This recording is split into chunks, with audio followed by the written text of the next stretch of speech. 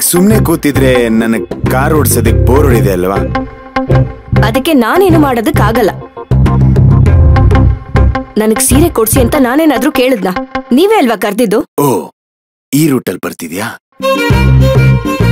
ಸಿಂಗಾರಿ, ನಿನಗೆ ಕೋಪ ಸೂಟ್ ಆಗಲ್ಲ. ನಗ್ನಾಗ್ತಾ ಇರು, ಅವಾಗ್ಲೇ ಚೆನ್ನಾಗ್ ಕಾಣೋದ್ ನೀನು.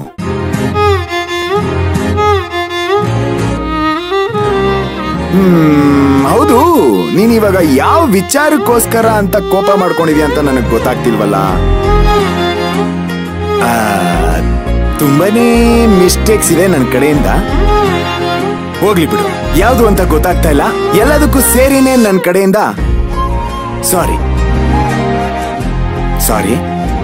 ನಿನ್ನೆ ನನ್ನ ಹಣೆಗೆ ಕುಂಕುಮ ಯಾಕಿಟ್ರಿ? ಓ, ಅದಕ್ಕೆ ಕೋಪ ಮಾಡ್ಕೊಂಡ್ರದ? ನೋಡು, ನಾನು ನನ್ನ ಫ್ರೆಂಡ್ ಮನೆಗೆ ಕರ್ಕೊಂಡು ಹೋಗಿದ್ದೆ. ನನ್ನ ಫ್ರೆಂಡ್ ವೈಫು ಇಡು ಅಂತ ಹೇಳಿದ್ರು ನಾನು ಇಟ್ಟೆ ಅಷ್ಟೇ. ನಾನೇನ್ ಬೇಕು ಅಂತ ನಾನಾಗೆ ನಾನಿಟ್ನ. ಆಮೇಲೆ ಇವತ್ತು ಅಷ್ಟೇ, ಮನೆಗೆ ಗೆಸ್ಟ್ ಬಂದಾಗ ನಿಮ್ ಮಗ ಸೊಸೆನ ಕರೀರಿ ಅಂದಾಗ ಅವಮ್ಮ ನೀನ್ ಅಲ್ಲೇ ಇದ್ದು ಇಲ್ಲ ಅಂತ ಹೇಳಿದ್ರು. ಸಿಕ್ಕಿದ ಚಾನ್ಸು ನಮ್ಮ ಅಮ್ಮಂಗೆ ಇರಿಟೇಟ್ ಮಾಡೋದಕ್ಕೆ ಬಿಡ್ತಾನ ಈ ತಾರಕು. ಫುಲ್ ಇರಿಟೇಷನ್ ಕೊಟ್ಬಿಟ್ಟೆ ಅಷ್ಟೇ. ನಿಮ್ ಹಠ ದ್ವೇಷಕ್ಕೆ ನನ್ ಕುತ್ತಿಗೆಗೆ ಇದನ್ನ ಕಟ್ಟಿದ್ರ? ನಿಮ್ಗೆ ಸ್ವಂತ ಬುದ್ಧಿ ಅನ್ನೋದೇ ಇಲ್ವಾ? ಸ್ವಂತ ಬುದ್ಧಿನ? ಸ್ವಂತ ಬುದ್ಧಿಲಿ 24/7 ಡ್ರಿಂಕ್ ಹಾಕ ಕೇಳು ಮಾಡ್ತೀನಿ. ಅದನ್ ಬಿಟ್ರೆ ಬೇರೆದೇನ್ ಮಾಡಕ್ಕಾಗತ್ತೆ ಹೇಳಿ?